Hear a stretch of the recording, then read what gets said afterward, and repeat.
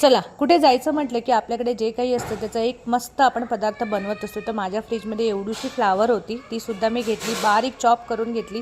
आणि आज मी इथे बनवणार आहे फ्लावरचे, तुम्ही म्हणाल तर याला थालीपीठ बनवू शकता किंवा मी याला मसाला भाकरी म्हणते. तर फ्लावर छान बारीक कट करून घेतली. त्यानंतर एक मिरचीचा छान ठेचा बनवून घेतला. त्याच्यामध्ये कांदा, कोथिंबीर, आपल्या फ्रीजमध्ये ज्या काही छोट्या मोठ्या गोष्टी असतील त्या सगळ्या ॲड करा आणि मस्त असं त्याचा गोळा बनवून घ्या, जसं आपण भाकरीला मळतो त्याच पद्धतीने. तर हा आपला छान असा भाकरीचा गोळा तयार झालेला होता. छान मळून घ्यायचा आहे आणि तुम्ही वाटलंच तर अशी तुम्ही भाकर थापू शकता. मला थापता येत नाही त्यामुळे मी लाटून घेते.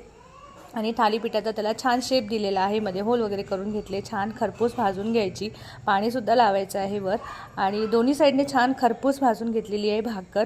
मी याचं मसाला भाकर म्हणूनच बनवलेली होती, कारण आपण तेच म्हटल्याप्रमाणे फ्रीज रिकामं करणं जास्त महत्त्वाचं असतं आपल्याला. आणि मस्त दह्यासोबत छान अशी मसाला भाकर.